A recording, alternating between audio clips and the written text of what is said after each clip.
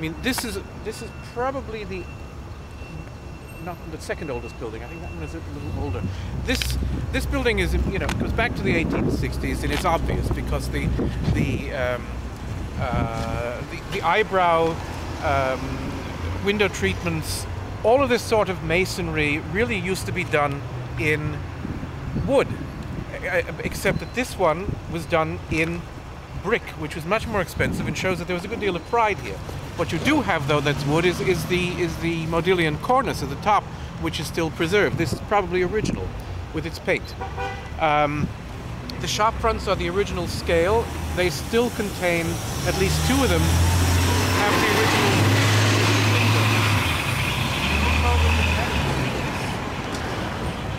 windows. This is 1890s, a sort of modified Romanesque style. That's Italianate. This is now Romanesque. This is the building that Quick & Son were the architects of, and this was where the William Palmer East Bookshop was, in which John Masefield, when he was working in Yonkers for those 2 years, this is where he came on his Sundays, and this is where he bought his first volume of Chaucer, his first volume of Keats. It's where he learned poetry. He didn't know any poetry before he walked into that shop. So that building represents not only its historical significance as a piece of architecture, but a tie with a greater history. I mean, what does Yonkers have to do with the Poet Laureate of England? That. This next building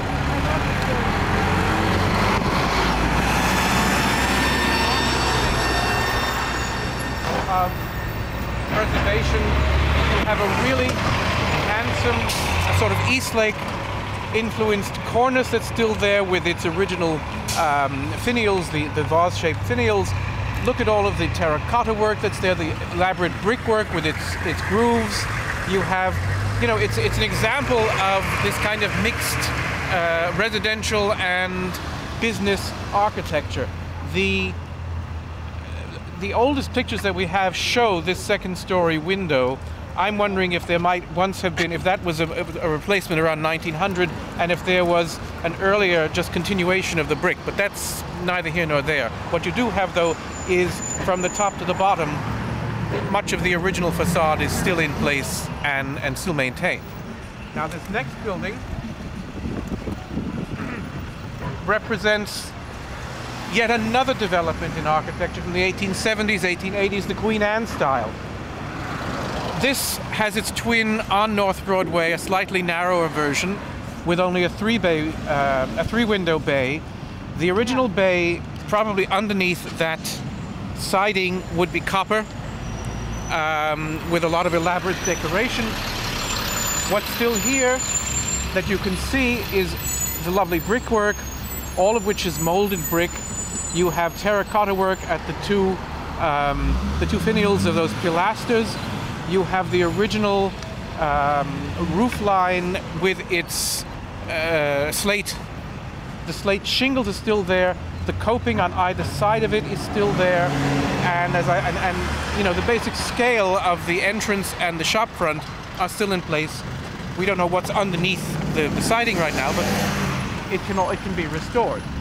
Oh, you must say though that this building is eligible for the National Registry, as is its mate on the other on North Broadway. And also, this is where Ash's Stationers was, and Ash's Stationers, when Masefield learned about poetry, he went next door to the stationer and bought the paper on which he wrote his first poems. So, Yonkers again, it's crazy that the man who came back here 40 years later as an international celebrity got his start here when he was working at Alexander Carpet Mills.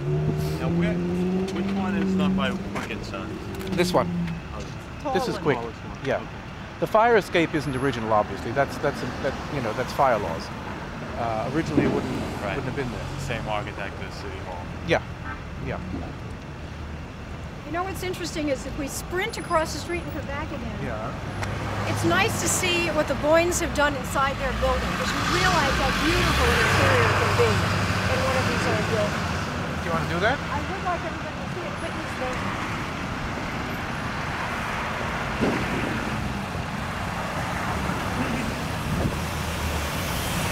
Now there was what? There was a fire in this building. This is probably a little older than some of these. Also, I mean, I believe that there was a problem with the bay, and that's why it's covered up in siding. It probably was. I don't know if it was a metal bay or whether it was a wooden bay. However, you know, this would require more restoration in a certain way than those, but it's the essential lines and the essential scale and all of this at the bottom on the main story, the street level is intact. You know, it's not been handled well, but it's intact. Wait, you want to cross now? Do you want to go back to I think it would be just for 1 minute. All right. If it's okay. Don't walk in front of the cars.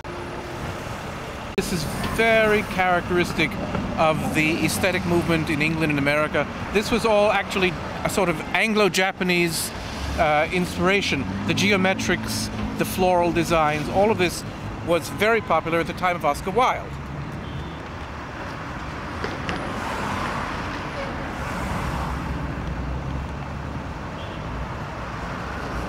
Oh, here comes a bus to mow us all down.